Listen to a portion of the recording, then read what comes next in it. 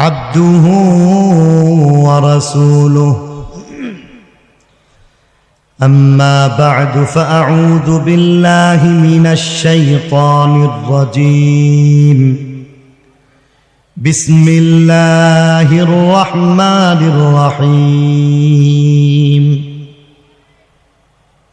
يا أيها الذين آمنوا استعينوا بالصبر والصلاة إن الله مع الصابرين ولا تقولوا لمن يقتل في سبيل الله أموات بل أحياء ولكن لا تشعرون ولنبلونكم بشيء من الخوف والجوع ونقص من الأموال والأنفس والثمرات وبشر الصابرين صدق الله مولانا العظيم وصدق رسوله النبي الأمي الكريم ونحن على ذلك لمن الشاهدين والشاكرين والحمد لله رب العالمين اللهم رب السماوات وما أظللن ورب الأرضين وما أقللن ورب الشياطين وما أضللن إني أسألك خير هذه القرية وخير ما فيها وخير أهلها وأعوذ بك من شرها وشر ما فيها وشر أهلها اللهم ارزقنا جناها وحببنا إلى أهلها وحبب صالحي أهلها إلينا या रब दे हमें इश्क़ मुहम्मद या रब दे हमें इश्क़ मुहम्मद और मुहम्मदियों में गिन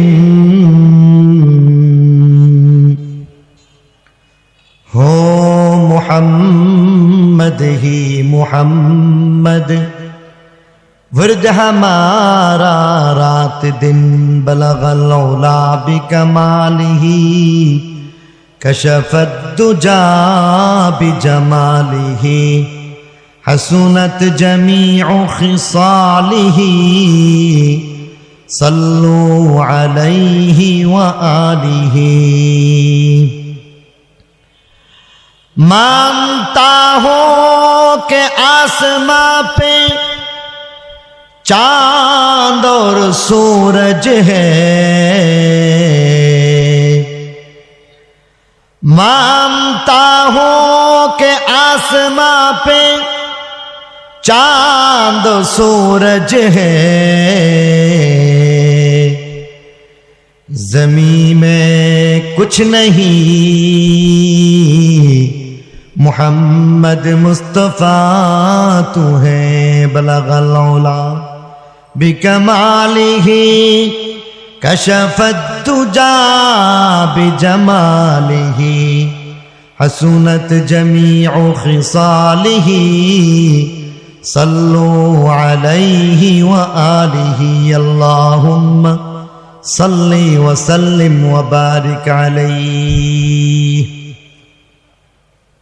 ঐতিহ্যবাহী টঙ্গী তফসিরুল কুরআন মাহফিলের ব্যবস্থাপনায় আয়োজিত 2 দিনব্যাপী বার্ষিক তফসিরুল কুরআন মাহফিলের সমাপনী দিবসের প্রথম অধিবেশনে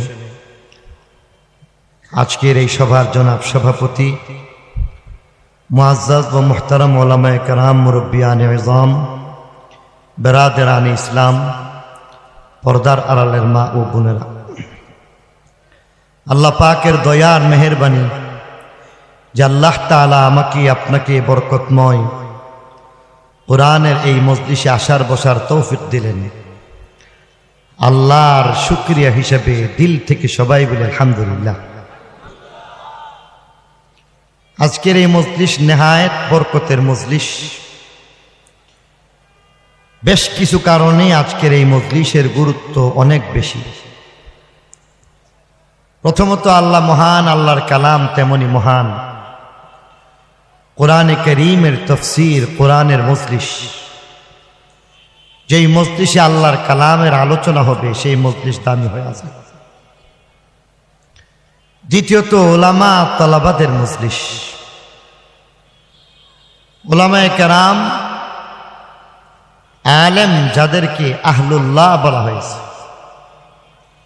কোরআনওয়ালার মর্যাদা এমন, পরিবারের সদস্য একজন আরেকজনের যেমন আপন, কোরআনের আলেমের মর্যাদা আল্লাহর কাছে ঠিক তেমন। তালিবুল ইলম, এরাও আল্লাহ রাব্বুল আলামিনের বড় পছন্দিদা এক জামাত, যাদেরকে বলা হয় নবীজির মেহমান।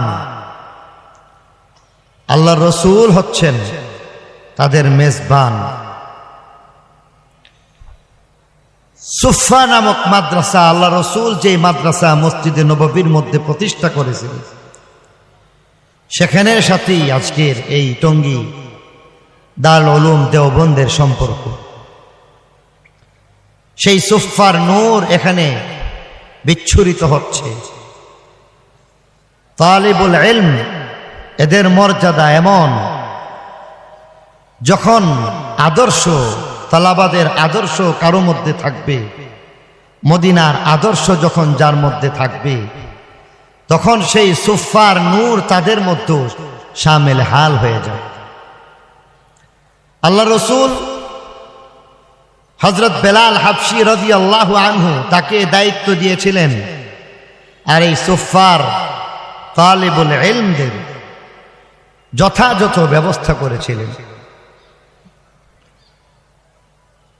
তলাবাদের মর্যাদা আল্লাহ রাব্বুল আলামিনের কাছে এত বেশি যে এরা যখন মাদ্রাসার মধ্যে থাকে, তালিম তাআল্লুমের মধ্যে আত্মনিয়োগ করে, যতক্ষণ পর্যন্ত বাড়িতে ফিরে যাবে না, ততক্ষণ পর্যন্ত আল্লাহর রাস্তার মধ্যে তাদেরকে ঘোষণা করে বলা হয়েছে তারা আল্লাহর রাস্তার মেহমান।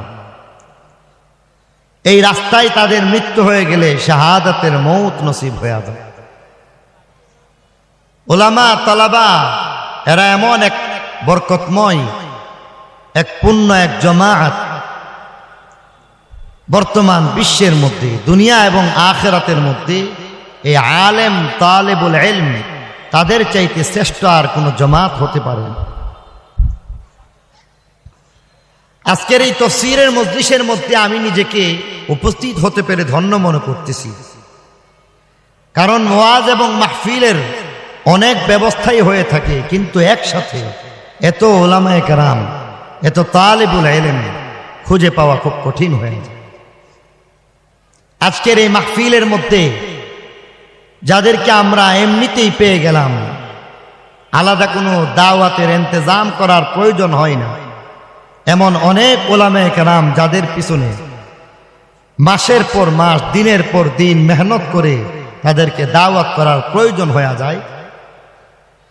আজকে টঙ্গীবাসী ধন্য যে উলামায়ে কেরামের এক জামাত, যাদের উপরে সদা সর্বদা আল্লাহর রহমত বর্ষিত হয়, তাদের সাথে কিছু সময় আমরা পার করতেছি। এবং এমন এক মজলিস, যেই মজলিসটাকে বলা হয়েছে দুনিয়াতে জান্নাতের বাগান।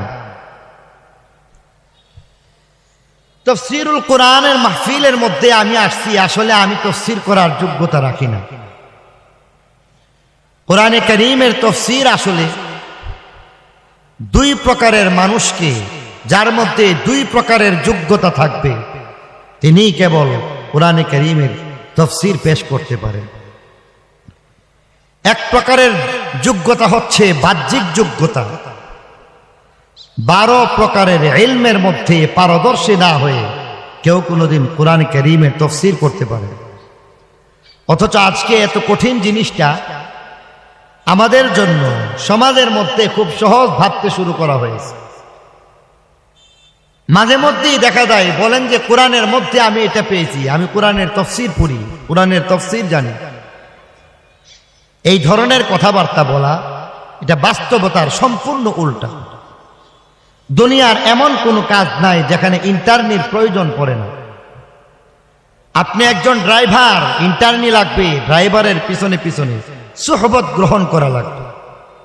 আপনি একজন কৃষক, আপনি কৃষক হলে একজন ভালো কৃষকের শরণাপন্ন হয়ে তার সুহবত, তার সহচর্য গ্রহণ করার মাধ্যমে আপনি একজন সত্যিকারের কৃষক হয়ে যেতে পারেন। 4টা বছর পর্যন্ত একজন ডাক্তার ডাক্তারি পড়ায়, পড়াশোনা শেষ করে সারা বাংলাদেশের মধ্যে 1 নম্বর হয়ে গেলেন।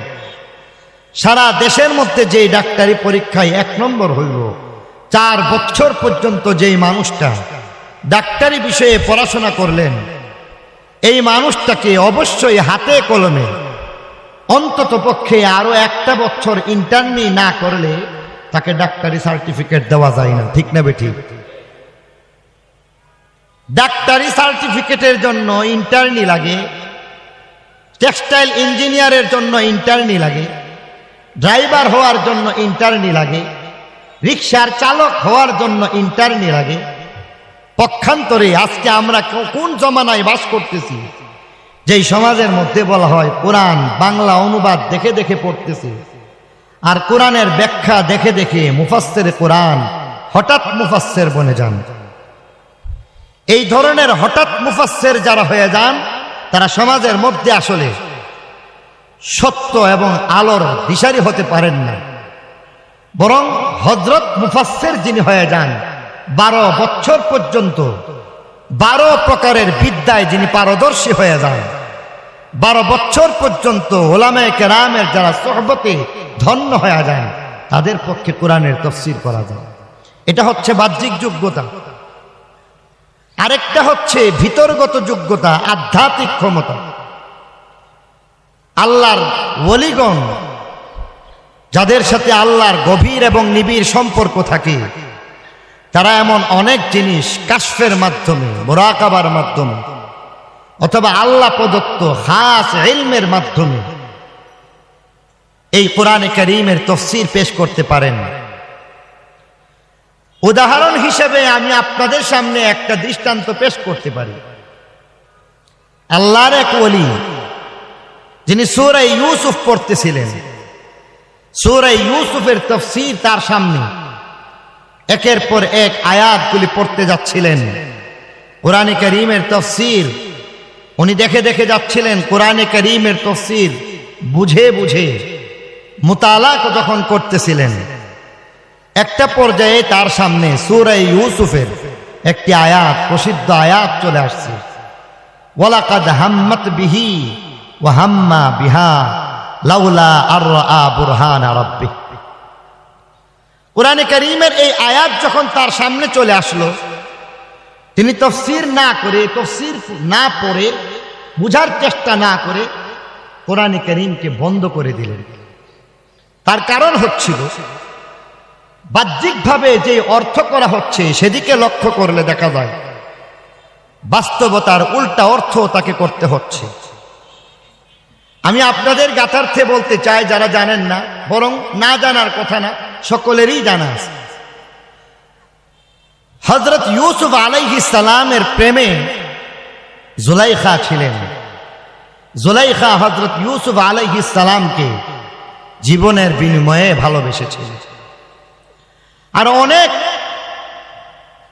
চড়াই উতরাই তার মধ্যে গিয়েছিল। হযরত ইউসুফ আলাইহিস সালাম ওনাকে একটা পর্যায়ে বাধ্য করতে চেয়েছিলেন নাজায়েজ এবং হারাম কাজে ব্যস্ত হওয়ার জন্য। সেই ঘটনাটা এখানের মধ্যে বলা হয়েছে, কিন্তু এখানের মধ্যে দেখা যায় যেই অর্থ কোরআনের বাহ্যিক তরজমার মধ্যে আসে সেটা করলে মনে হয় জুলাইখা ইউসুফ একজন আরেকজন দুইজনেই দুইজনের প্রতি আসক্ত ছিল। আপনাদের জানা থাকলে আমি উত্তর কামনা করব, বলুন তো দেখি, ইউসুফ জুলাইখা এই দুইজনের অমর যে প্রেম কাহিনী রয়েছে এটা কি দুই তরফা ছিল না একতরফা ছিল? হযরত ইউসুফ আলাইহিস সালাম পুণ্য আল্লাহর একজন নবী, পুণ্যবান একজন নবী, তার পক্ষে হারাম প্রেম প্রীতির চিন্তা করা আদৌ সম্ভব? আসলে বিষয়টা ছিল একতরফা ভাবে। জুলাইখা হযরত ইউসুফ নবীকে ভালোবাসছিলেন, একটা পর্যায়ে তিনি তাকে খারাপ কাজে বাধ্য করার চেষ্টা করেছিলেন, অন্দরমহলে নিয়ে যান। সেই ঘটনার কথা কোরআনের মধ্যে বলা হয়েছে, ওয়ালাকাদ হাম্মাত বিহি ওয়া হাম্মা বিহা। এখানে পাশাপাশি দুইটা শব্দ, হাম্মাত একটা শব্দ, হাম্মা একটা শব্দ। উলামা তালাবা, মাদ্রাসার ছাত্র এবং উলামায়ে কেরাম, তাদের জন্য বোঝা খুব সহজ হয়ে যাবে। তথাপি আমি আপনাদের সামনেও বিষয়টা একটু খোলাসা করতে চাই।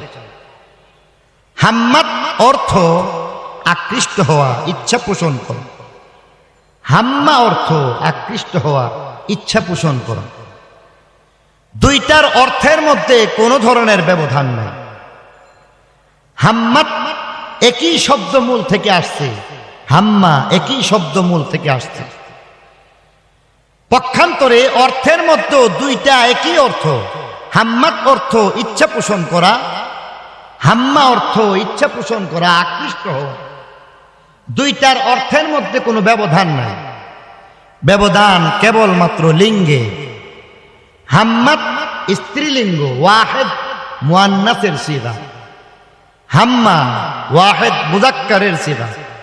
হাম্মাত স্ত্রীলিঙ্গ আর হাম্মা এটা পুংলিঙ্গ। লিঙ্গের ব্যবধান ছাড়া বুঝে থাকলে বলুন, এর মধ্যে অর্থের কোনো ব্যবধান আছে? আমার কথা কি বুঝেন নাই? এখানে অনেক তালাবা উলামায়ে কেরাম আছেন, মেহরবানি করে আওয়াজ দিয়া বললে খুশি হব। হাম্মাত এবং হাম্মা দুইয়ের অর্থগত ব্যবধান আছে। ব্যবধানটা কিসের? লিঙ্গের ব্যবধান। একটা পুংলিঙ্গ, একটা স্ত্রীলিঙ্গ। এখানের অর্থের মধ্যে কোনো ধরনের আসলে পরিবর্তন চলে না, একই অর্থ, পুংলিঙ্গ আর স্ত্রীলিঙ্গের ব্যবধান। সেই যদি হয়ে থাকে তাহলে অর্থ দাঁড়ায় ওয়ালাকাদ হাম্মাত বিহি। জুলাইখা হযরত ইউসুফ নবীর প্রতি আকৃষ্ট হয়ে যান। ওয়া হাম্মা বিহা, উলামায়ে কেরাম তালাবা সহজে বুঝবেন। ওয়া হাম্মা বিহা, আর হযরত ইউসুফ আলাইহিস সালাম তিনি নিজেও জুলাইখার প্রতি আসক্ত হয়ে গেলেন। বাস্তবতা বুঝে থাকলে বলুন তো, কোরআনে কারীমের এই অর্থ এটা বাস্তবমত হইল না উল্টা হয়ে গেল? প্রেম কি দুই তরফা না একতরফা? কোরআনের শাব্দিক অর্থ যদি করা হয় তাহলে বোঝা যায় দুই তরফাই তো প্রেম। জুলাইখাও ভালোবাসেন, ইউসুফ নবীও ভালোবাসেন, বিষয়টা বাস্তবসম্মত নয়। যখন এমন অবস্থাটা তার সামনে চলে আসলো, তো হযরত আল্লাহর ওলি মুফাসসির কোরআন, যিনি এতক্ষণ তাফসীর নিয়ে বসেছিলেন, তিনি কোরআন শরীফ বন্ধ করে দিলেন, মুরাকাবার মধ্যে বসলেন। কাশফের মধ্যে আল্লাহওয়ালারা অনেক কিছু বুঝেন, জানেন, ঠিক না বেটি? আল্লাহর ওলিগণ আল্লাহ প্রদত্ত ক্ষমতা বলে অনেক কিছু জানতে পারেন, বুঝতে পারেন। মুরাকাবার অবস্থার মধ্যে দেখলেন হযরত ইউসুফ আলাইহিস সালাম সরাসরি সামনে হাজির হয়ে গেছে। হযরত ইউসুফ আলাইহিস সালাম যখন সামনে হাজির হয়ে যায়, তখন আল্লাহর ওলি সঙ্গে সঙ্গে জিজ্ঞাসা করতেছেন, ইউসুফ আলাইহিস সালাম আল্লাহর নবী, সারা জীবন জানলাম একতরফা প্রেম, আজকে তো কোরআনের তরজমা করলে দেখা যায় আপনিও তারে ভালোবাসছেন, ব্যাপারটা আসলে কি?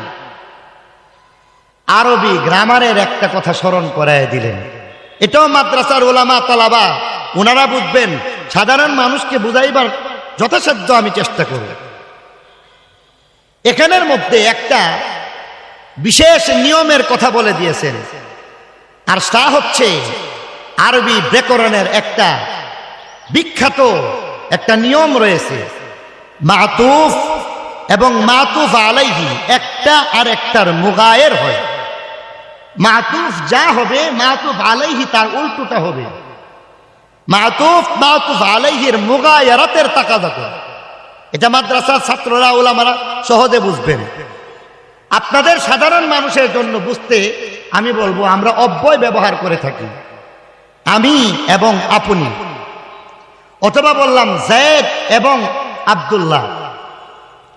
যায়েদ মাঝখানে অব্যয় ব্যবহার করা হয়েছে এবং, যখন বলা হইল আমি যায়েদ এবং আব্দুল্লাহ, অথবা বলেন আব্দুল্লাহ এবং আব্দুর রহমান, মাঝখানে অব্যয় কি আছে? এবং আছে। বুঝে থাকলে বলুন। কেউ যখন বলবে আব্দুল্লাহ এবং আব্দুর রহমান, মাঝখানে একটা শব্দ এবং যুক্ত করার কারণে আব্দুল্লাহ আব্দুর রহমান এক ব্যক্তি বুঝাইবে না দুই ব্যক্তি বুঝাইবে? যিনি আব্দুল্লাহ তিনি আব্দুর রহমান নন, যিনি আব্দুর রহমান তিনি আব্দুল্লাহ নন। এটাই হচ্ছে মাতুফ আর মাতুফ আলাইহি এবং অব্যয় ব্যবহার করা হয়েছে। প্রথমটা যা হবে দ্বিতীয়টা তার উল্টা অর্থ হয়ে যাবে। সেদিক থেকে লক্ষ্য করলে দেখা যায় আল্লাহর কালামের মধ্যে কোরআনের যে আয়াত চলে আসছে, ওয়ালাকাদ হাম্মাত বিহি, ওয়াও অব্যয় ব্যবহার করা হয়েছে, ওয়া হাম্মা বিহা হরফে আতফ ব্যবহার করা হয়েছে। বুঝে থাকলে বলুন। যদিও একই অর্থ, মাতুফ আলাইহির বিখ্যাত নিয়মের কারণে প্রথম যা অর্থ হবে দ্বিতীয়টা তাই হবে না উল্টা হবে? জোরে বলেন। আমাকে বেয়াদবি মাফ করবেন, আসলে আমি একটা গ্রামারগত কঠিন একটা বিষয়, মাদ্রাসার উলামা তলামাদের জন্য খুবই সহজ, সাধারণ মানুষের জন্য কঠিন একটা বিষয় আপনাদের সামনে বললাম। বুঝলেও আলহামদুলিল্লাহ, না বুঝলেও আলহামদুলিল্লাহ, অন্তত এতটুকু তো বুঝতে পারলেন। হাম্মাত হাম্মা দুইটা পাশাপাশি শব্দ ব্যবহার হয়েছে আরবি ব্যাকরণের বিশেষ গ্রামারের কারণে। প্রথমটা হচ্ছে হাম্মাত বিহি, তার অর্থ দাঁড়াইতেছে জুলাইখা ইউসুফের প্রতি আকৃষ্ট হয়ে গেছেন। ওয়া হাম্মা বিহা বিশেষ নিয়মের কারণে বলতে হচ্ছে তার উল্টো অর্থ পরবর্তীতে যেই শব্দটা আসছে সেই অর্থটা নিতে হবে, যার অর্থ দাঁড়াইতেছে হযরত জুলাইখা হযরত ইউসুফ আলাইহিস সালাম জুলাইখার প্রতি যদিও আকৃষ্ট হয়ে গেছেন, পক্ষান্তরে হযরত ইউসুফ আলাইহিস সালাম নিজের ঈমান আমল হেফাজত করার জন্য এত জোরে একটা দৌড় দিলেন, 7টা তালা ভেঙ্গে বের হয়ে গেলেন এবং নিজের ঈমানের হেফাজত করে ফেললেন। বিষয়টা বর্তমানে চিন্তা করে দেখুন, বাস্তবে মিলল না উল্টা হইল? এখন মিলছে না? আপনারা কথা কোন না, ব্যাপার কি? আপনারা নারাজ? আপনারা নারাজ না হইলে একটু কথা বলেন, আমি গলা ভাঙ্গা নিয়ে কথা বলতেছি। আপনারা যখন উত্তর দিবেন আমার একটু সহযোগিতা হবে। কথা বুঝে আসছে?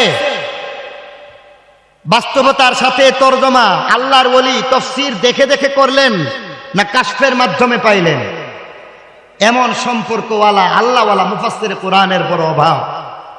এক সময় আপনাদের এই তাফসীর কমিটির উদ্যোগে এখানে তাফসীরের মধ্যে আসছেন তাফাজ্জুল হক হবিগঞ্জের মতো ব্যক্তি, নুরুল ইসলাম ওলিপুরি সাহেবের মতো ব্যক্তিরা, এমন অনেক আল্লাহর ওলিগণ যারা দুনিয়া থেকে চলে গেছেন, তাদের আসলে তাফসীর করা চাই। আমার মতো নাবালক মানুষ কি তাফসীর করব? সম্ভব না। তবে সামান্য আপনাদের সামনে মুরব্বীদের কথাগুলিকে কিছু কিছু পেশ করে দিতে চাই। সে আলোকে আমি আপনাদের সামনে সূরা আলে ইমরানের 153, 54, 55 নম্বর আয়াত, 3খানা আয়াত তেলাওয়াত করেছি। সময় অল্প হেতু আমি পুরো আলোচনা করতে পারবো না। 7টা অথবা 7টার কিছু পরবর্তী সময়ের মধ্যে আমার বয়ানকে শেষ করে দেওয়ার কথা রয়েছে। যথা সময়ে 7:30টার সময় এখানে জামাত অনুষ্ঠিত হবে। সে বিধায় সর্বপ্রথম আপনাদের সামনে সূরা বাকারার 153 নম্বর আয়াতের আলোচনা করতে চাই। আল্লাহ বলেন, ইয়া আইয়ুহাল্লাযীনা আমানুস্তাঈনু বিস-সাবরি ওয়াস-সালাহ ইন্নাল্লাহা মা'আস-সাবিরিন। আমার আল্লাহ বলেন, ইমানদার বান্দা বান্দি, ইয়া আইয়ুহাল্লাযীনা আমানু, ইমানদার নারী পুরুষ, ইমানদার যুবক যুবতী, বুড়া বুড়ি, ইমানদার কালো এবং সাদা, ইমানদার আরব এবং অনারব, সারা বিশ্বের যত ইমানদার বান্দা বান্দি রয়েছে, আমি আল্লাহ রাব্বুল আলামিনের একটা কথা জেনে রাখো, আমি আল্লাহর পক্ষ থেকে তোমাদের জন্য ফরমান, ইস্তাঈনু, তোমরা আল্লাহর দরবারে সাহায্য চাও। সাহায্যের যখন দরকার হইবে তখন আল্লাহর কাছে তোমরা সাহায্য চাইবে, কারণ আল্লাহকে ছাড়া কেউ কখনো কশ্চিনকালেও সাহায্যকারী নয়। একমাত্র সাহায্য করার মালিক হইলেন আমার আল্লাহ। বিপদে সাহায্য করার মালিক আমার আল্লাহ। কঠিন সময়ের মধ্যে যখন কোনো পথ থাকে না, দুনিয়ার ক্ষমতা যেখানের মধ্যে খতম হয়ে যায়, আল্লাহর ক্ষমতা তখন সামনে চলে আসে। মানুষের চেষ্টা যখন খতম হয়ে যায়, চেষ্টার বাইরের বাকি যতটুকু রয়েছে সবটুকুন করার মালিক আল্লাহ। যিনি হায়াতের মালিক, যিনি মৌতের মালিক, যিনি ইজ্জতের মালিক, তিনি জিল্লতের মালিক, যিনি সন্তান দেওয়ার মালিক, যিনি সন্তান হরণ করার মালিক। চাইলে সন্তান দিয়া দেন, আবার চাইলে তিনি সেই সন্তানকে আবার তার কাছে নিয়ে যান। যেই আল্লাহ রাব্বুল আলামিন সর্বময় ক্ষমতার অধিকারী, যেই আল্লাহর পরিচয় সূরাতুল ফাতিহার মধ্যে বলে দেওয়া হয়েছে, যে আল্লাহ তিনি হইলেন ইজ্জতের মালিক, জিল্লতের মালিক, অসুস্থ হইলে সুস্থ করার মালিক, গরিব মানুষের সাহায্য করার মালিক আল্লাহ, ধনী মানুষের সাহায্য করার মালিক আল্লাহ। সেই আল্লাহকে ভুলে যাও না, বরং যখন তোমার প্রয়োজন হবে দুনিয়ার বাহ্যিক প্রয়োজনের দিকে, উপকরণের দিকে তাকাইবা না। বাহ্যিক উপকরণ তোমাদের নজরের ধোঁকা, মরিচিকা আর মরিচিকা। একমাত্র সাহায্য করার মালিক হইলেন আল্লাহ। সেই আল্লাহর কাছে তোমরা সাহায্য চাও। তোমার দুনিয়া সুন্দর হয়ে যাবে, তুমি আল্লাহর সাহায্য প্রার্থনা করতে পারো। তোমার ব্যবসার প্রতিষ্ঠান সুন্দর হয়ে যাবে যদি আল্লাহ তোমাকে সাহায্য করেন। তোমার জীবনের পরিবর্তন হয়ে যেতে পারে। তুমি ধনী থেকে গরিব হয়ে যেতে পারো, গরিব থেকে ধনী হয়ে যেতে পারো। তুমি গাছতলার মালিক হইয়া তুমি 10 তলার মালিক হইয়া যাইতে পারো। 10 তলার মালিক হইয়া আবার তুমি গাছতলায় চলে আসতে পারো। এই সব কিছুর ক্ষমতার মালিক আমার আল্লাহ। আল্লাহকে ছাড়া কেউ কোনোদিন কাউকে সাহায্য করতে পারে না। মানুষ মানুষকে সাহায্য করতে পারে না। সবকিছু করাইবার মালিককে, একমাত্র মালিককে। মানুষ তোমাকে কোনভাবে কেমন করে সাহায্য করবে তুমি চিন্তা করে দেখো। একটা সময় তুমি অসুস্থ হয়ে গেছো, ডাক্তারের কাছে গেছো, ডাক্তার বলে দিয়েছেন, প্রেসক্রিপশন করে লিখে দিয়েছেন ক্যান্সার হয়ে গেছে, 6 মাসের বেশি তুমি বাঁচতে পারো না। আজকে ঢাকা শহরের মধ্যে একটা মানুষ এমন আমার জানামতে আছেন, ডাক্তার বলে দিয়েছেন 6 মাস তার গ্যারান্টি রয়েছে, 6 মাসের পরে তার অস্তিত্ব খুঁজে পাওয়া যাবে না। আজকে ফার্ম গেটের মধ্যে আছে, 18 বছর পর্যন্ত বেঁচে আল্লাহর কুদরতের প্রমাণ বহন করতেছেন। কারণ আল্লাহ যখন সাহায্য করে 18 বছর পর্যন্ত কেউ তাকে মৃত্যু দিতে পারেন না। এমন ঘটনা একটা ফার্ম গেটের আছে না আরো আছে? জোরে বলেন। আমার এক খালু ডাক্তার বলে দিয়েছেন শেষমেশ বলতেছেন যেহেতু আমার সবকিছু শেষ, অসুবিধা নাই, আল্লাহর রাস্তায় গিয়ে মরে যাবে। বলেন যে প্রথম 1 চিল্লার নিয়ত করতেছেন এক চিল্লার নিয়ত করার পরে বলতেছেন, বাড়িতে জানাই দিয়েছেন আমি তিন চিল্লা দিয়ে আসতেছি। সবাই পেরেশান, কি ব্যাপার, 3 চিল্লা তুমি কেন দিতে চাও? ডাক্তার তো বলে দিছেন তুমি 6 মাসও টিকবা না। 3 চিল্লা দিয়ে দিলেন। 4 মাস পরে আবার চলে আসলেন। 3 চিল্লা কেন? এমন শত শত, যদিও বা মুবালাগাতান বলা যায়, এমন হাজারো দিনাতিকাল পর্যন্ত, দিন পর্যন্ত, বছরের পর বছর পর্যন্ত তিনি আল্লাহর কুদরত বহন করে বেঁচে আছেন। তিনি এখনো আল্লাহর কুদরতের হুকুম, তার কুদরতকে মানুষের সামনে পেশ করে বেঁচে আছেন। আল্লাহ এমন মানুষ হয়তোবা টঙ্গিতেও রাখছেন, ঠিক কিনা বলেন? সাহায্য করার একমাত্র মালিককে। আল্লাহ যারে সাহায্য করবে তাকে কেউ মারতে পারে না। আল্লাহ যাকে সাহায্য করবে তাকে সাহায্য করবে না, তাকে কেউ বাঁচাইতে পারবে না। আল্লাহ চাইলে ফকিরকে মুহূর্তের মধ্যে ধনী বানায় দেন, চাইলে ধনী মানুষকে মুহূর্তের মধ্যে গরিব বানায় দিতে পারে। দেশের রাজনৈতিক পট পরিবর্তন আজকে আমার আপনার আঙ্গুলে চুপ দেখায় বলতেছে, দেখো এক সময়ের যিনি সিংহাসনের মালিক ছিলেন আজকে তিনি গাছতলায় ঘোরাফেরা করেন, কেউ তাকে জিজ্ঞাসা করে না। এমন অবস্থা আমাদের দেশে আছে নাকি না? অবশ্যই অবশ্যই। বলখের বাদশা বাংলাদেশে দেখতে পাই আমরা, ঠিক কিনা বলেন? বলখের বাদশা যিনি এক সময় বলখের বাদশা হয়েছিলেন, এক পর্যায়ে ফকির হয়ে যান। এমন রাজা ভিখারি হয়ে যাওয়া, ভিখারি থেকে রাজা হয়ে যাওয়া, এমন মানুষের অভাব এই দেশের মধ্যেও নাই, কম নাই, বরং এই দেশের মধ্যেও একের পর এক আমাদেরকে আল্লাহ দেখায় দিয়েছেন। দেখো আমি আল্লাহর ক্ষমতা কত বড়। ইয়া আইয়ুহাল্লাযীনা আমানুস্তাঈনু, ঈমানদার ভুল করে অন্য কোথাও চলে যায়ও না। ভুল করে তুমি কখনো আল্লাহর দুয়ার বাদ দিয়া অন্য দুয়ারে যদি যাও, কাজ হবে না, কাজ হবে না। আল্লাহর দুয়ারে যদি যাও তোমার কাজ হয়ে যায়। দুনিয়ার দুয়ারে যাও, তোমার সেই দুয়ারের নিয়ম নীতি পালন করা লাগবে, ফরমালিটি রক্ষা করা লাগবে। কিন্তু আল্লাহর দুয়ারের কোনো ফরমালিটি নাই। তুমি যাও, চিৎকার করে একবার 2টা চোখের পানি ফেলে ডাক দিয়া বলো আল্লাহ। ডাক দিয়া যদি বলো আল্লাহ, 80 বছর তুমি চুপ থাকতে পারো।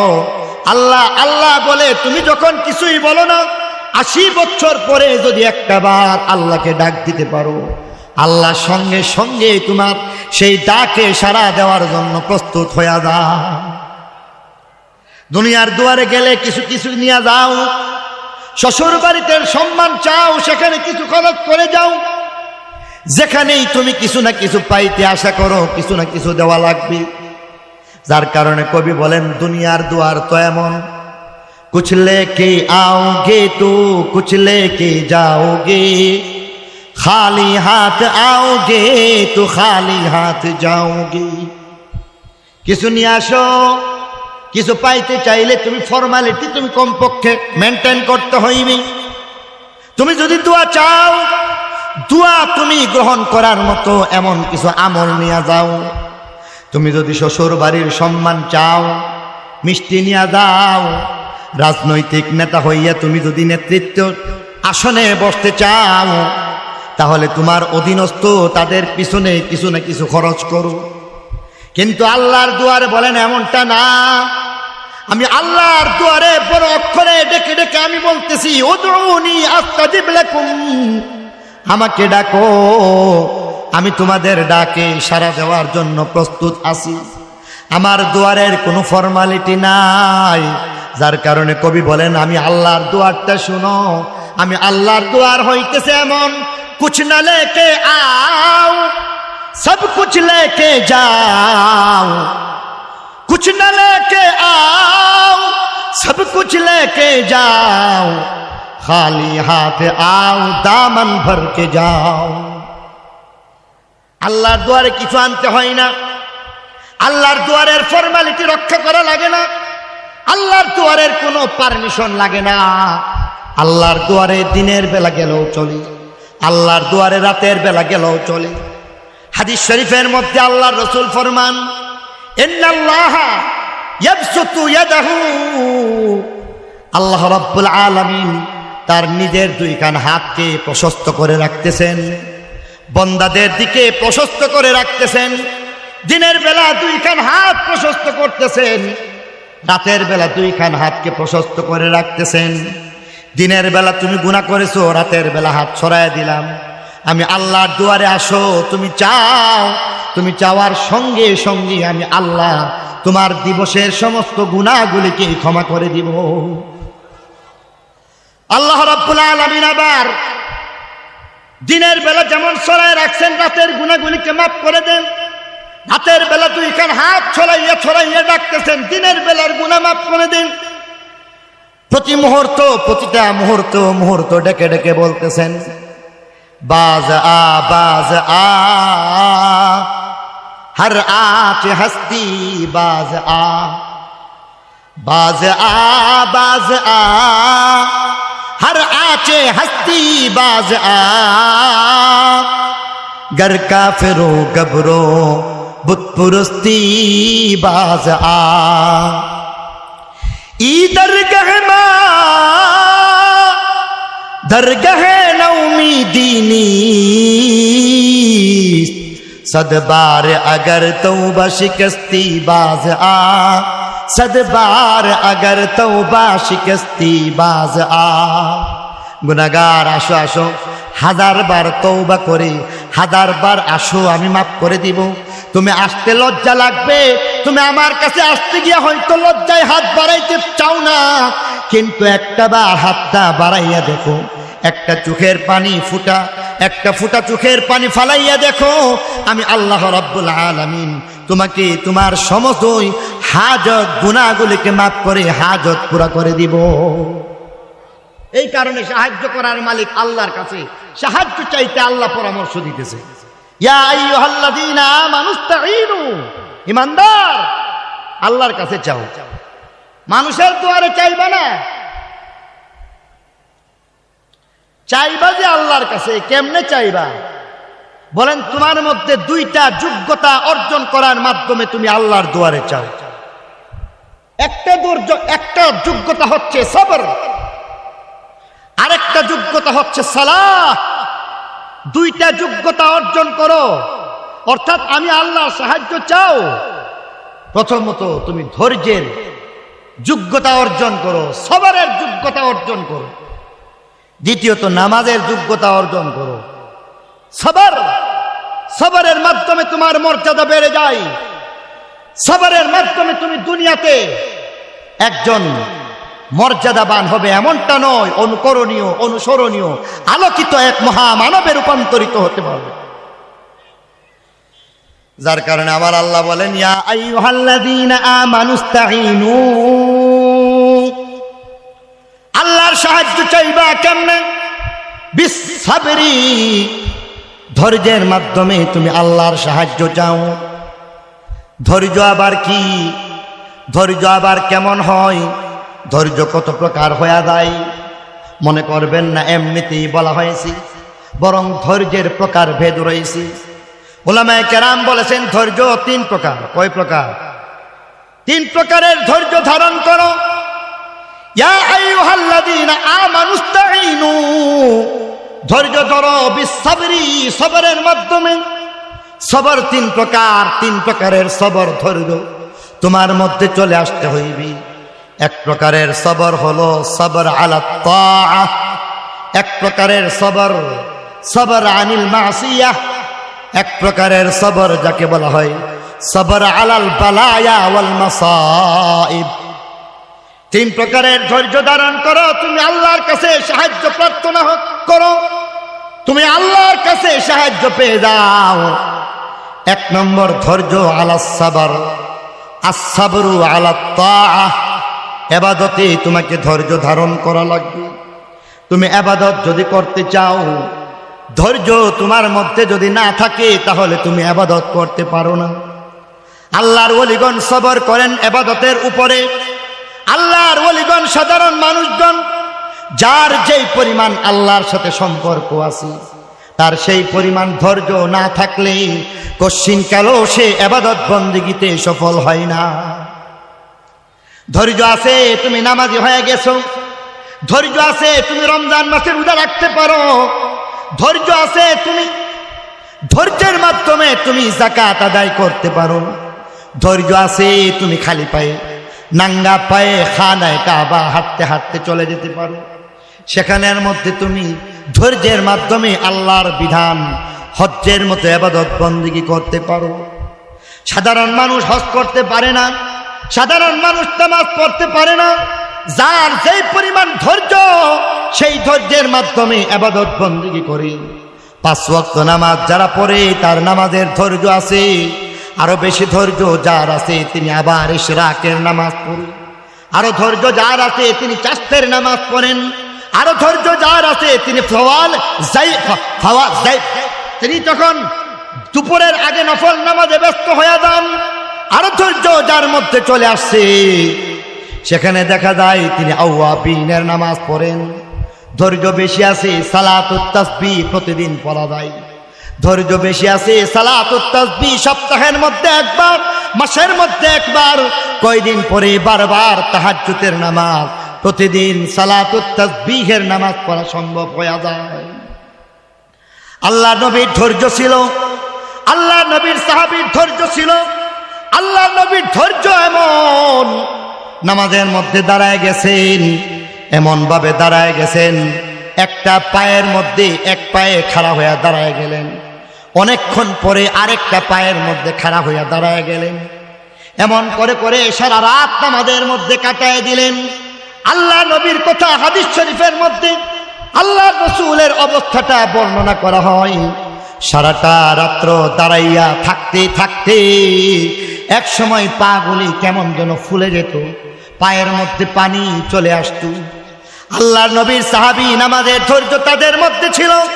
2 সাহাবী আল্লাহ রাসূল ডাকলেন, যাও জিহাদের ময়দানে তোমাদের 2 জনকে রাত্রিকালীন পাহারাদার নির্ধারণ করলাম।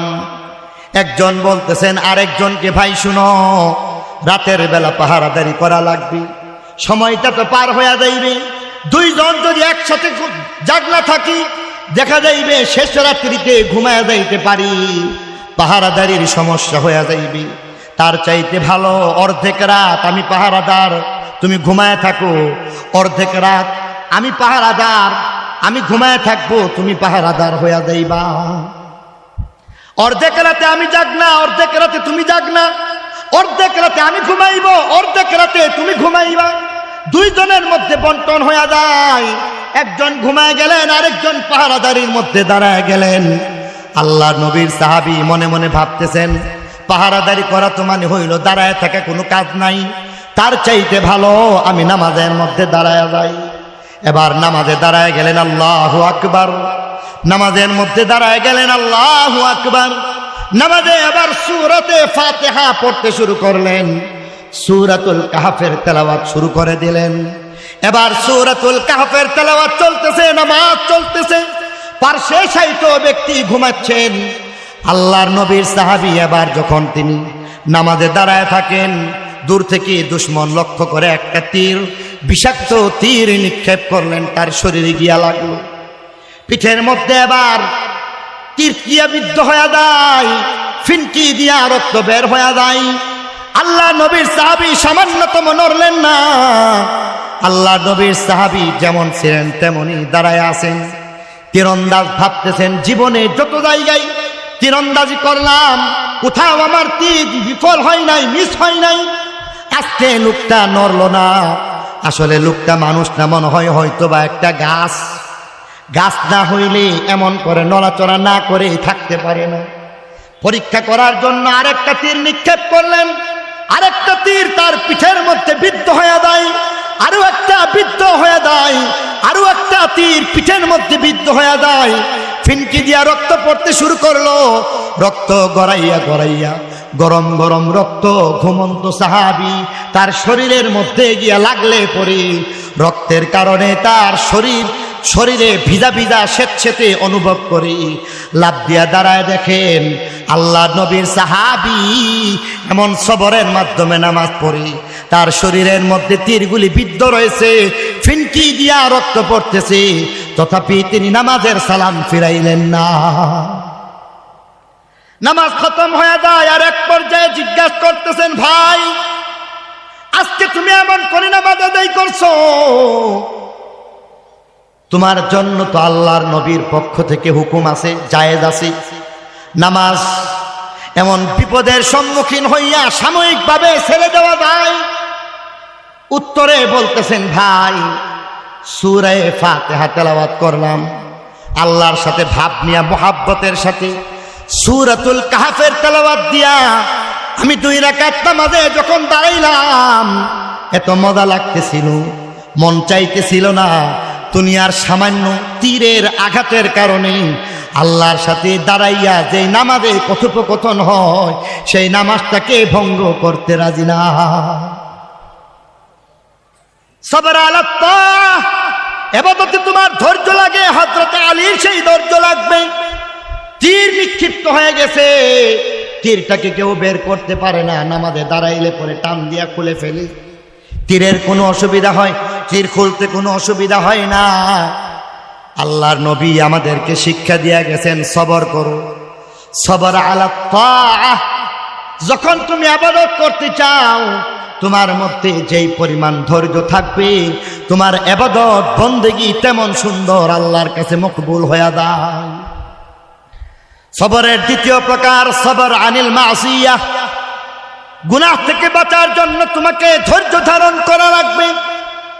গুনাহে সয়লাবের মধ্যে তুমি আসো, চতুর্দিক থেকে গুনাহের জয় জয়কার চলে, গুনাহের অনুষ্ঠান আদায়ী চলতেছে, মন চাই সুদ খায় ফেলি, আল্লাহর আযাবের কথা, আল্লাহর গজবের কথা ভাবতেছি, সুদ খাই না, সুদটাকে বাদ দিয়া দিলাম, ঘুষ খাই না, ঘুষটাকে বাদ দিয়া দিলাম, মিথ্যা কথা বলি না, মিথ্যা বলতে মনে চাই, আড্ডা জমাইতে মনে চাই, ছুটিয়ে আড্ডা দিতে চাই, সেই আড্ডার মাধ্যমে মিথ্যা গল্প বানায় বানায় বলতে মনে চাই।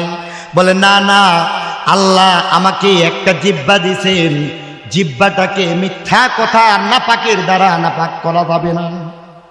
একটা সময় আমি ছিলাম মায়ের পেটে, আল্লাহ সে সময় আমার জিহ্বাটাকে পবিত্র করার জন্য ব্যবস্থা করেছেন, মুখের মধ্যে হারাম বর্জ্য প্রবেশ করতে দিলেন না, পবিত্র জিহ্বাটাকে পবিত্র রাখলেন, খাবারের ব্যবস্থা করলেন নারীর মাধ্যমে, এমন নারীর মাধ্যমে যেখানে আল্লাহ তোমাকে গিজার ব্যবস্থা করে দিলেন জিহ্বাটাকে পবিত্র রাখার জন্য, আজকে তুমি সেটাকে নাপাক করতে পারো না।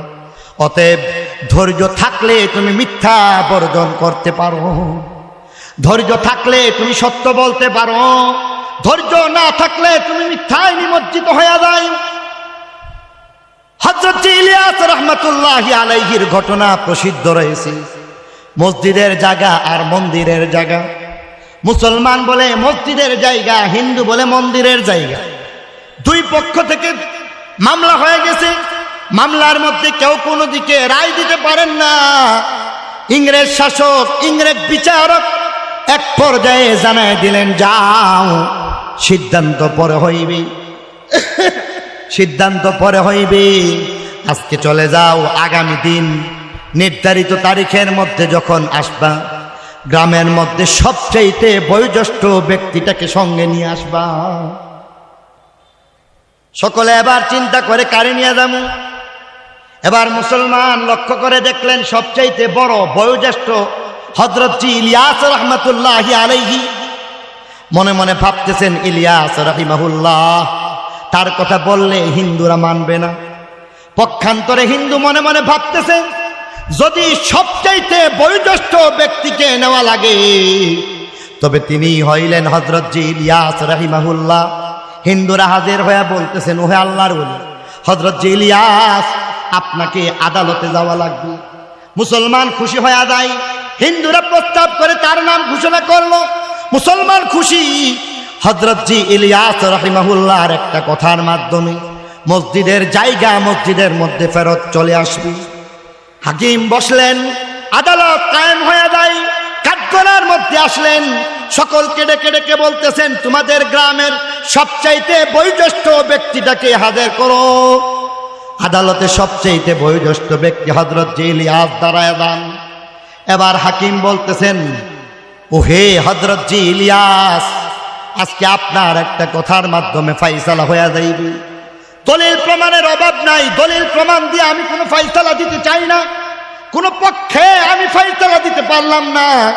আজকে আপনার কথার উপরে জায়গা মসজিদে পাইবে, আপনার কথার উপরে হয়তোবা জায়গাটা মন্দিরের হয়ে যাইতে পারে, কিন্তু আমি চাইবো একটা সত্য কথা বলে দিবেন।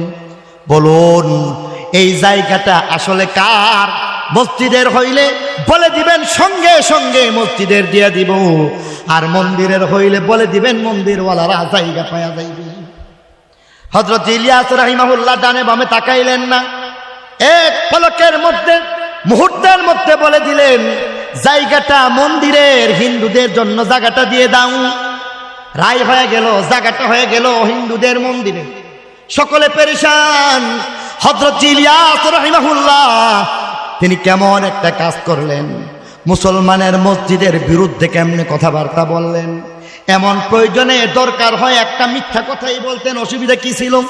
কিন্তু না না, এক পর্যায়ে তাকে গালিগালাজ করতে শুরু করলো। এক পর্যায়ে তাকে কেউ কেউ বললেন আসলে তিনি মনে হয় হিন্দু হয়ে গেছেন, নাউজুবিল্লাহ, এমন কথা বললেন। এক ঘরে হয়ে গেলেন, এবার তার ঘর থেকে বের হওয়ার কোনো ব্যবস্থা নাই। ইলিয়াস, মসজিদের বিরুদ্ধে কথা বলেছো, তোমাকে ঘর থেকে বের হইতে দেওয়া যাবে না। তিনি ঘর থেকে বের হন না। রাতের বেলার চিত্র আরেকটা হয়ে যায়। রাতের বেলা এবার লক্ষ্য করে দেখা যায়, রাতের অন্ধকারে তাহাজ্জুদের নামাজের সময় যখন হযরত ইলিয়াস রাহিমাহুল্লাহ দাঁড়াইলেন, দাঁড়ায় দাঁড়ায় লক্ষ্য করে দেখলেন মানুষের আনাগোনা শোনা যায়। অনেকগুলি মানুষ যেন দাঁড়ায় দাঁড়ায় কথাবার্তা বলতেছি। দরজা খুলে দেওয়ার পরে দেখতেছেন এই গ্রামের যুবক, এই গ্রামের যুবতী, বুড়া বুড়ি হিন্দু সম্প্রদায়, যেখানে ঠাকুর রয়েছে, ব্রাহ্মণ রয়েছে, সবাই এবার সামনে হাজির হয়ে বলতেছেন হযরত জি ইলিয়াস, আজকে আপনার একটা সত্য কথা, তার মাধ্যমে জাগা মন্দিরের হয়ে গেছি। আজকে বুঝতে পারলাম যেই ধর্ম মানুষকে এমন আদর্শ শিক্ষা দেয়, সত্য শিক্ষা দেয়, মিথ্যা বলার জন্য কখনো লালায়িত হয় না, বরং মিথ্যা থেকে বাঁচার জন্য ধৈর্য ধারণ করে নিজের জায়গাকে হাতছাড়া করতে পারে, এমন ধর্ম সত্য হবে। তাই আমাদের সকলকে আজকের এই তাহাজ্জুদের পবিত্র ঘন সময়ের মধ্যে কালিমা পড়াইয়া মুসলমান বানায় দিবেন। গ্রামের সমস্ত হিন্দু মানুষগুলি একযুগে মুসলমান হয়ে যায়।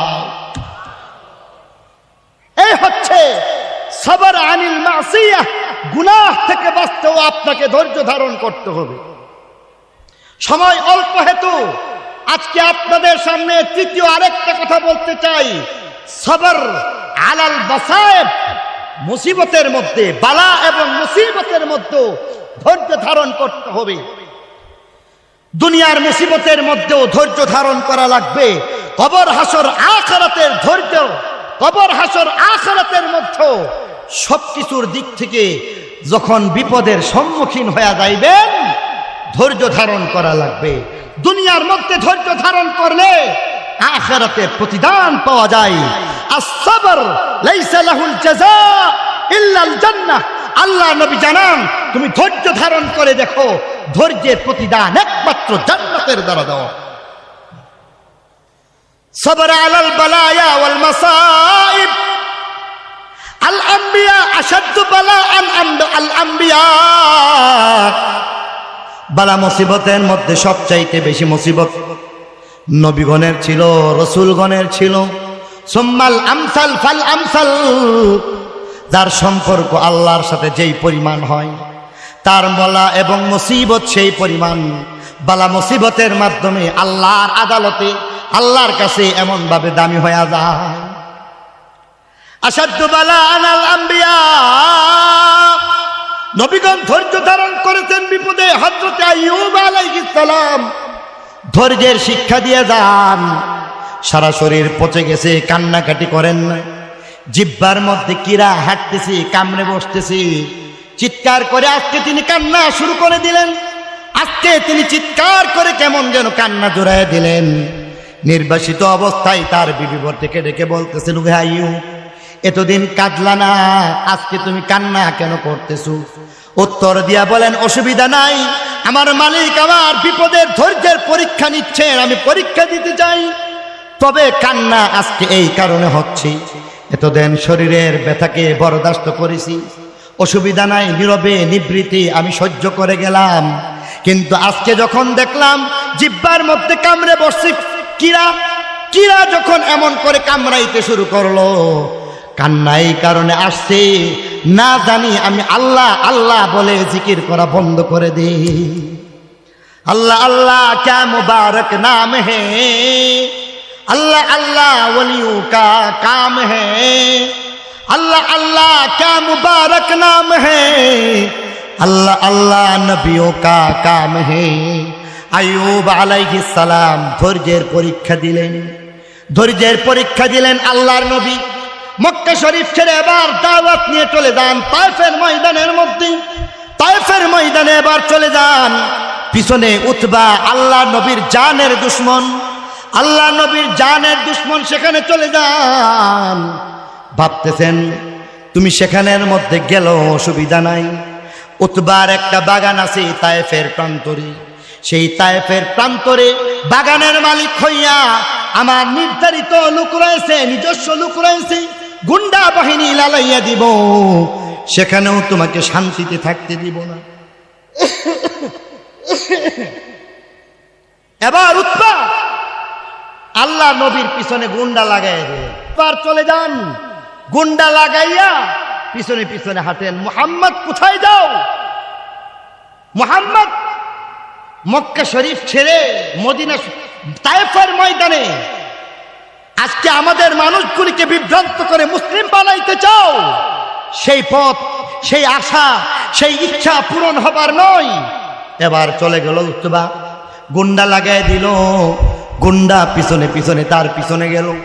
আল্লাহর নবীকে পাথর মারেন, আল্লাহ নবী বাঁচার চেষ্টা করেন, পারেন না। যায়েদ বিন হারেসা বাঁচার চেষ্টা করে ব্যর্থ হয়ে যান। সকলের লক্ষ্য বস্তু হচ্ছে আল্লাহর নবী, যায়েদ বিন হারেসা নয়। আল্লাহর নবীকে পাথর মারেন, আল্লাহর নবীর প্রতি বৃষ্টির মতো যখন পাথর মারতে শুরু করলেন, আল্লাহর নবী দৌড়ান, গুন্ডা বদমাশ তায়েফের লোক দৌড়াইয়া দৌড়াইয়া আল্লাহর নবীকে পাথরে পাথরে জর্জরিত করলেন। আল্লাহর নবীর শরীর দিয়া রক্ত পড়তে পড়তে নিঃশেষ হয়ে যায়, কেমন যেন নিস্তেজ হয়ে যান।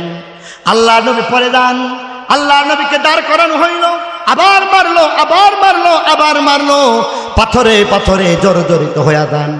আল্লাহর নবীর শরীর থেকে রক্ত ঝরতেছে, শরীর থেকে রক্ত পড়তে পড়তে এক পর্যায়ে তিনি নিস্তেজ হয়ে যান, বেহুশ হইয়া তায়েফের জমিনের মধ্যে লুটাইয়া পড়তেছেন। আল্লাহর দরবারে বিড়বিড় করে কি যেন বললেন। একটা পর্যায়ে হযরত যায়েদ বিন হারেসা লক্ষ্য করে দেখতেছেন আজকে তাকে বাঁচানো বড় দায়, কারণ গুন্ডা বাহিনী ভাবতেছে আল্লাহর নবীর জীবন প্রদীপ বুঝি শেষ হয়ে গেল, আল্লাহর নবী মনে হয় দুনিয়া থেকে চলে গেছেন। মৃত ভেবে তারা যখন চলে যায়, তখন দেখা যায় যায়েদ বিন হারেসা তাকে ধরলেন, কোন রকম ছায়াদার একটা জায়গা তালাশ করতেছেন। ছায়াদার একটা জায়গা খুঁজতে গিয়ে এবার দেখতেছেন আঙ্গুরের বাগান। আঙ্গুরের বাগানের মধ্যে এবার তিনি চলে যান, কিন্তু হাইরে কেমন দশা হয়ে যায়। আজকে যেই আঙ্গুরের বাগানে প্রবেশ করলো, সেই আঙ্গুরের বাগানের মালিক আল্লাহ নবীর জীবনের শত্রু উতবা, যেই উতবা আজকে তার শেষ পরিণতি দেখার জন্য বাগানে অবস্থান করে, বাগানে অবস্থান করতেছে। মুসলিম মুহাম্মদ ভাবছো এখান থেকে মক্কা শরীফ থেকে এসে এখানে বাঁচতে পারবে? এখানে পালাবার কোনো ব্যবস্থা নাই। উতবা ভাবতেছেন আল্লাহর নবীর শেষ পরিণতিটা দেখা দরকার, আল্লাহর নবীর অবস্থা দেখার জন্য। এবার আস্তে আস্তে পাইচারি করার এক পর্যায়ে লক্ষ্য করে দেখতেছেন দুইটা মানুষ, একটা মানুষ কাঁধে করে আরেকটা মানুষকে নিয়ে তার বাগানের ভিতরে প্রবেশ করে তাকে সেখানে শুইয়ে দিলেন। মৃত একটা মানুষের মতো মৃত পায়। উতবা এবার সেখানের মধ্যে গেলেন, উতবা এবার সেখানের মধ্যে গেলেন। আস্তে আস্তে হাঁটতে হাঁটতে যখন সামনে যান, এক পর্যায়ে দেখেন হায় হায়, এ তো সেই মুহাম্মদ ইবনে আব্দুল্লাহ, আমার কুরাইশি ভাই মুহাম্মদ ইবনে আব্দুল্লাহ আমার কুরাইশি ভাই সামনে গিয়ে আটকে উঠেন। তার মর্মাহত মর্মান্তিক দৃশ্য দেখার পরে আটকে উঠলেন। আজকে দুশ্মনের চোখের মধ্যে পানি চলে আসছে। আজকে দুশ্মন আল্লাহ নবীর দুশ্মন উৎপা, যার কারণে আজকে এই দুর্দশা হয়েছিল, যিনি শত্রু বাহিনীকে লেলিয়ে দেওয়ার কারণে আজকে আল্লাহ নবীর মর্মান্তক মৃত্যু প্রায় অবস্থা হয়ে গেছে। তিনি আজকে নিজে দেখে চোখের পানি ধরে রাখতে পারলেন। তার চোখের পানি চলে আসতেছে। আসমানের ফেরেশতারা দুইবার চিৎকার করে কান্না করে। আজকে আসমানের ফেরেশতা চিৎকার করে কাঁদছে, আল্লাহর রহমত পিয়াসী হয়ে বারবার কাঁদছে। আসমানের ফেরেশতা কথা বলা, নিজস্ব কোনো কাজ করা, আল্লাহর হুকুমের বাইরে কোনো একটা কাজ করার ক্ষমতা নাই। চিৎকার করে কাঁদলে পরে এক পর্যায়ে পাহাড়ের ফেরেশতারা চলে আসতেছে। পাহাড়ের ফেরেশতারা চলে আসতেছে আর এক পর্যায়ে বলতেছে, হুকুম করবেন। হুকুম করার সঙ্গে সঙ্গে দেখবেন, হুকুম করার সঙ্গে সঙ্গে দেখবেন দুই পাহাড় একত্রিত হয়ে গেছে। তায়েফ নগরীর মহাপ্রলয় হয়ে গেছে। তাদের কিয়ামত স্থাপিত হয়ে যাবে। আল্লাহ নবী এতক্ষণ ছিলেন মৃতপ্রায়, এখন যেন গুঙ্গানোর আওয়াজ বন্ধ হয়ে গেছে। চোখগুলি বড় বড় করে তাকালেন আর উপরের দিকে তাকাচ্ছেন। কি বলতে চাও, কি বলতে চাও? তাদেরকে শেষ করে দিতে চাও? না না, আমি নবী রাহমা, রহমতের নবী হয়ে এমনটা হইতে পারে না। লাআল্লাল্লাহ আই ইউখরিজা মিন আসলাবিহিম মান ইউহিদুনাল্লাহ, লাআল্লাল্লাহ আই ইউখরিজা মিন আসলাবিহিম মান ইউহিদুনাল্লাহ। হয়তো তাদের পরের জেনারেশন, এরপরের জেনারেশন, তারপরের জেনারেশন, কিয়ামতের প্রাক্কালে একটা ব্যক্তি এমন তাদের বংশধর যে কালিমা পড়বে, সেই একটা মানুষ কালিমা পড়বে, সেই স্বপ্নে বিভোর হইয়া আল্লাহ নবী হাত উঁচু করে বলতেছেন, তখনও তার কনুই দিয়ে গড়িয়ে গড়িয়ে রক্ত পড়তেছেন। তাদেরকে ধ্বংস করে দেওয়া যাবে না, তাদেরকে ধ্বংস করে দেওয়া যাবে না। আল্লাহর নবীর শিক্ষা, উলামা তালাবা, আল্লাহ নবীর শিক্ষা, আল্লাহওয়ালা বুজুর্গানে দ্বীন বারবার সেই শিক্ষা বাস্তবায়ন করেছেন। সর্বশেষ একটা ঘটনা বলে বিদায় নিতে চাইব। শাইখুল ইসলাম ভারত বিরোধী আন্দোলনের পুরোধা, যার হাত ধরে পাক ভারত উপমহাদেশ স্বাধীনতার সূর্যকে ছিনিয়ে আনতে সক্ষম হয়েছিলেন, সেই মুসলিম আধ্যাত্মিক নেতা, মুসলমানদের একমাত্র ধর্মীয় এবং রাজনৈতিক নেতা হযরত শাইখুল ইসলাম সৈয়দ হুসাইন আহমদ মাদানির কথাটা বলতে চাই। মাল্টার মধ্যে বন্দী হয়ে যান। মাল্টার জেলের মধ্যে যখন বন্দী হয়ে যান, সবরের পরীক্ষা দিচ্ছেন। মাল্টার জেলের মধ্যে শাইখুল হিন্দ মাহমুদ হাসান দেওবন্দি সবরের পরীক্ষা দিয়েছেন। আল্লামা এনায়েতুল্লাহ